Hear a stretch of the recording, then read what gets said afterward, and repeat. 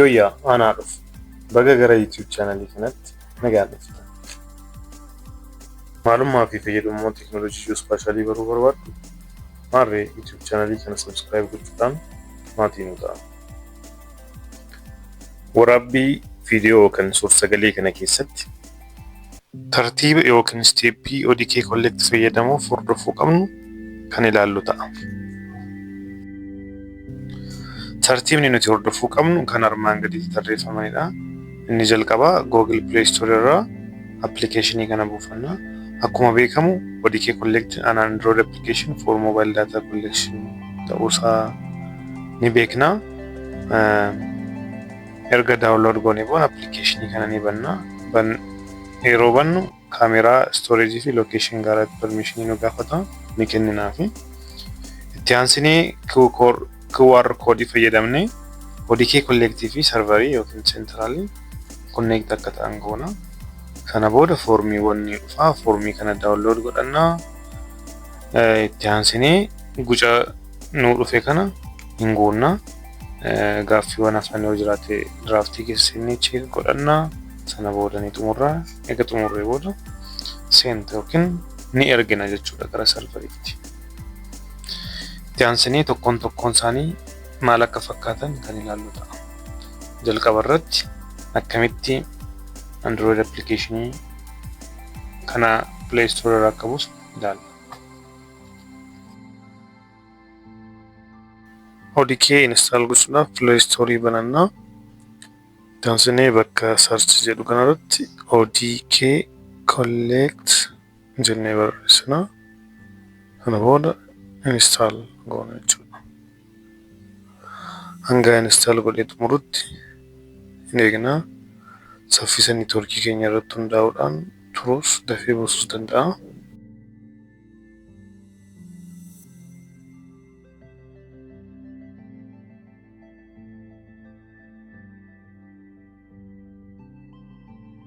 Xumuree jira. Open bakka jedhu kanarratti click yookiin cuqaasnee banna jechuudha.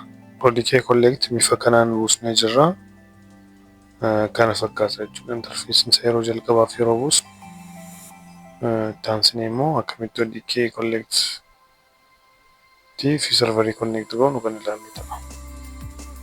ODK Collect kan bilbila keenya irra jiru ragaa funaanuuf kan itti gargaaramu akkasumas ODK Central kan daataan irratti store yookiin kuufamu wal qunnamsiisuudhaaf QR koodii fayyadamna.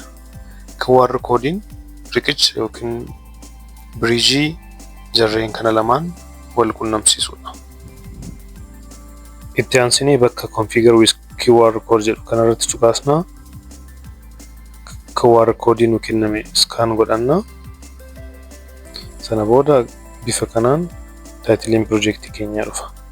Yoo kana dura ODK Collect fayyadamneerra ta'e immoo QR koodii bifa haaraan scan gochuudhaaf bakka kanarratti cuqaasna.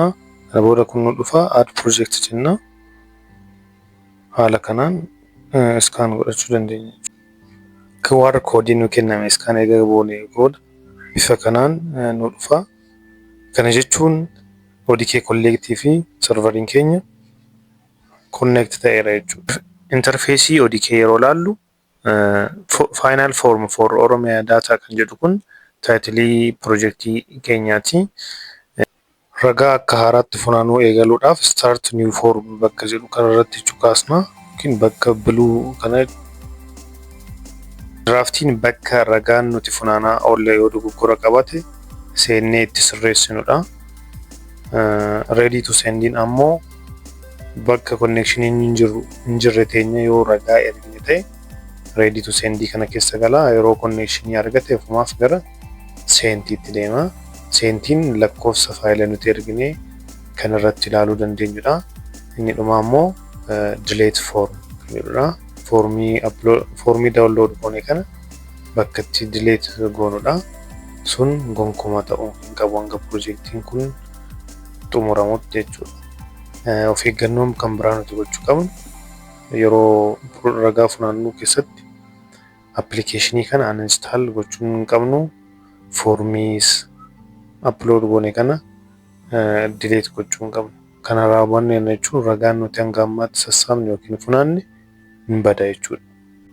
Dabalataanis ragaa funaanuun keenya dura bilbilli ragaa ittiin funaannu chaarjiin isaa fuulii ta'uu yookiin baatirii qabaachuu mirkaneeffachuu qabna. Taansinee ragaa funaanuun dura GPS lokeeshinii keenya on gochuu qabna. Ragaa erguun dura immoo konneekshiniin jiraachuu dhiisuu isaa cheek godhachuu qabna. Bakka konneekshiniin jiru teenyee foormii daawunlooduu eega godhannee booda gara ragaa funaanuutti deemuudha qabna. Of eeggannoowwan godhamuu qabu mirkaneeffannee booda gara ragaa funaanuutti deemna. Start new form yeroo jenne final form for Oromia development project data collection kan jedhu nu dhufa. Kana booda bifa armaan gadii kanaan gaaffii gaafatamne hunda deebisaa deemna. Data collector name bakka jedhutti maqaa keessan yookiin maqaa data collectorii gashitu. Kana booda lakkoofsa bilbilaa duwwaa 9 jennee dijitii 10 kan qabu galchinaa.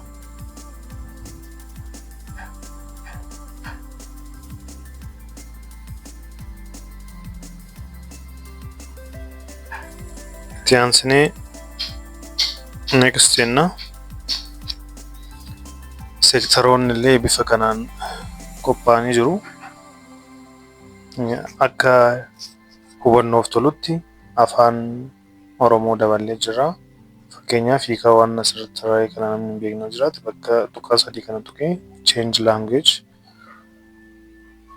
jedhee afaan Oromootti erga deebisee booda agriculture kan jedhu qonna ta'uusaa, education kan jedhu barnoota ta'uusaa, health kan jedhu fayyaa ta'uusaa bifa kanaan sababa hiika jechaan akka namni ragaa funaanu dogoggora hin uumneef afaan Oromoo gashineerra garuu ragaa data collection afaan Oromoon ta'u afaan Ingiliffaan ta'uu waan qabuuf gara afaan Ingiliffaatti deebistanii ragaa funaanuutti fuftu jechuudha. Facility name bifa komonaan akkanatti barreessina. Fakkeenyaaf bakka mallee yoo galleerra ta'e baak ishee jettu kana fayyadamnee duubatti deebi'uu dandeenya jechuudha. Dogoggoraan agriculture keessa seennee ragaa tureef amma garuu nuti funaanuu kan barbaadnu health yoo ta'e health irratti cuqaasnaa jechuudha. Fakkeenyaaf ragaa General Adama General Hospitaliin funaanaa irra jira. Kanaaf Adama General Hospitaliin jedhama bakka facility nameetti.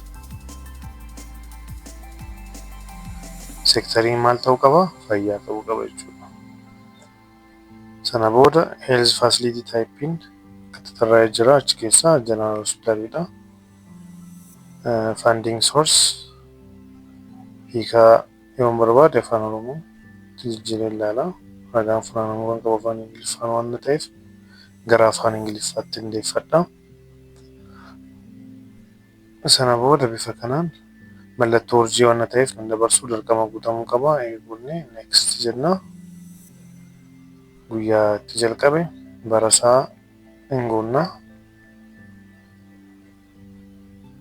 Sana booda expected completion date illee akkanumatti hin guunna.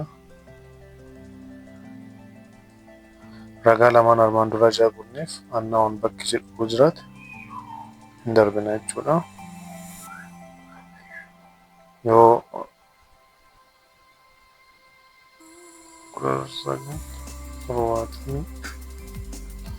ragaan asitti guunnu ragaa qulqulluu ta'uu qaba. Barri isaa ijaa beekameef annaawwan bakka jedhu kan hin darbina. Yoo hin beekamu ta'e qofa guunna jechuudha. Current status haalli nama keessa jiru full operationally moo maal afaan jijjiirree ilaaluu dandeenya. Guutumaan guutuutti hojirra jira. Kanaaf gara afaan Ingiliffaatti deebinee fully operational jenna. Next jenna. Number of population served uummata gamtuu hospitaala kanatti tajaajilama. Ragaa qulqulluu gaafannee guunna jechuudha. Inni itti aanu eessatti argama? Zoonii moo city administration Adaamaan city administration jalatti bula. Kanaaf Adaamaa city bakka jedhu barbaada. Adaamaa city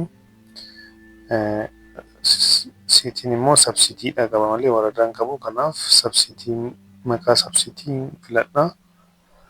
abbaa gadaa sabsiitiidha. Sana asirratti hin barreessa jechuudha. Isinis haaluma kanaan waradaa keessan guutu. Qabalee akkasuma ganda keessan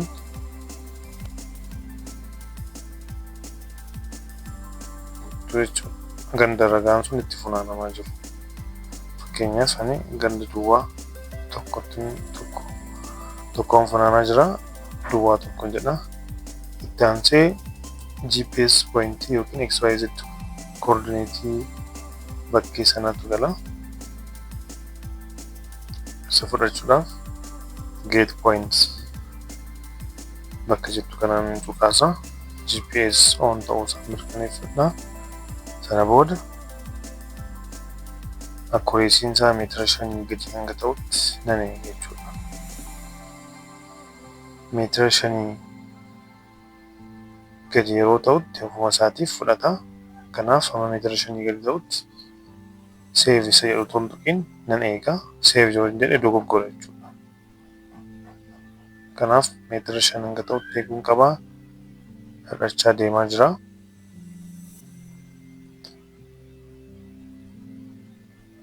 Meetira 200 irraa gara 28tti gadi bu'ee jira.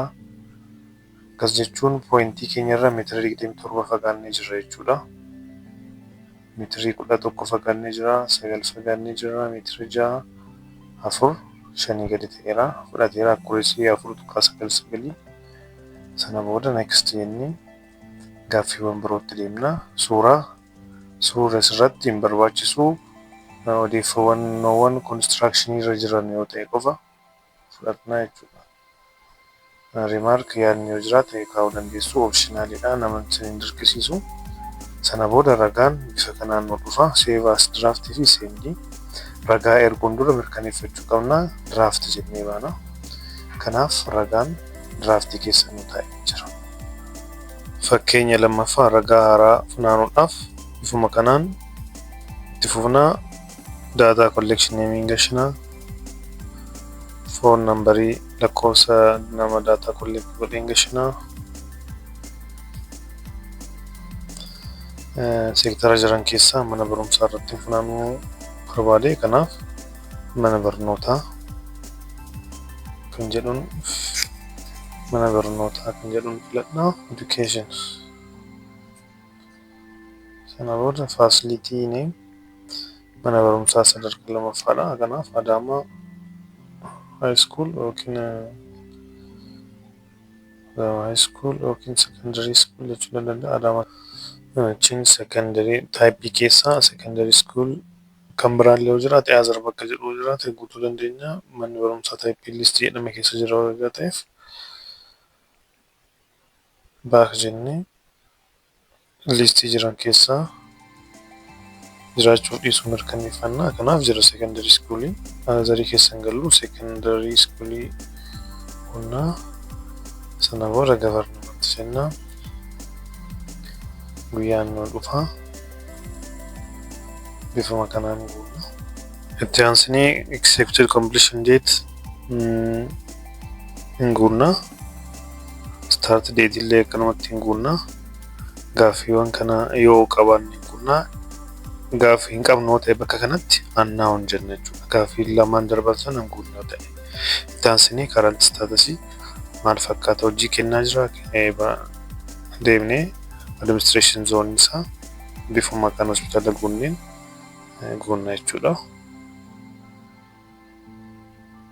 Waradaalee akkanumatti bulchiinsa magaalaa yoo ta'e sabsiitiidha qabaata. Kutaa magaalaa guunna.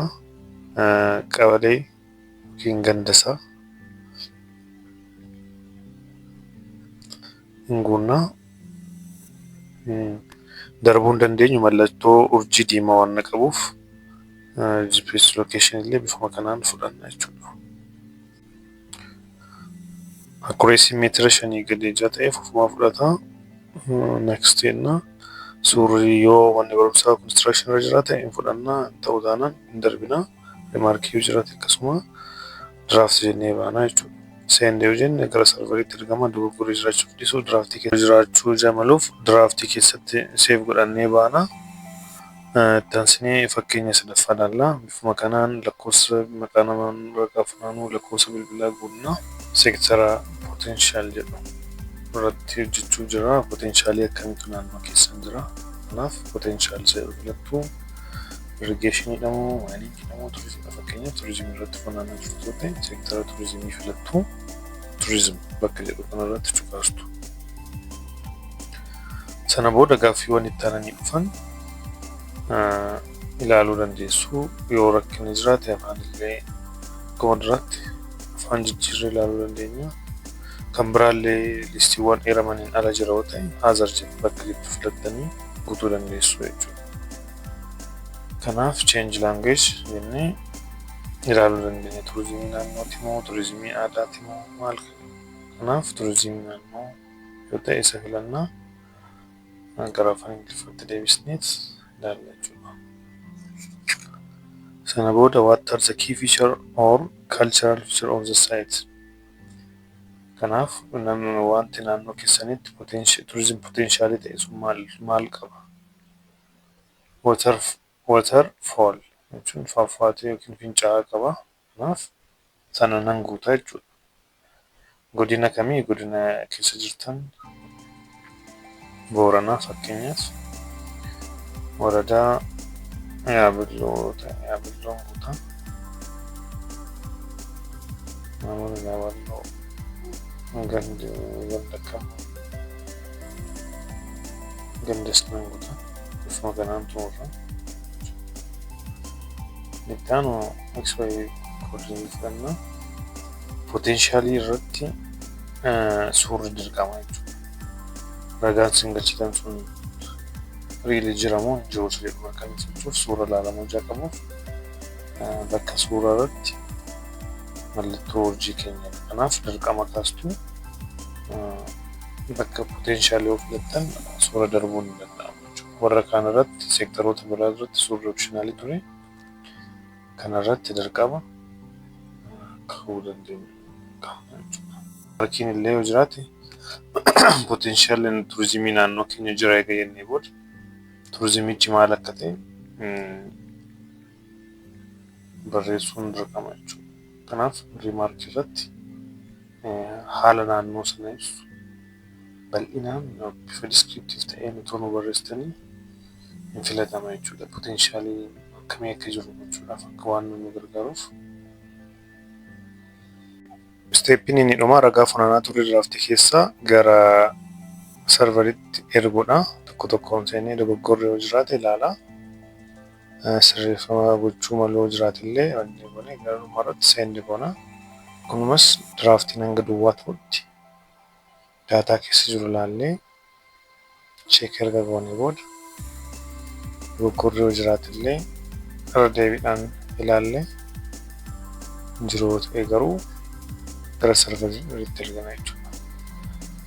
Diraaftii keessatti of eeggannoon gochuu malu geet poointi bakka jettu kanatti irruma darbina malee ediit gochuun hin danda'amu.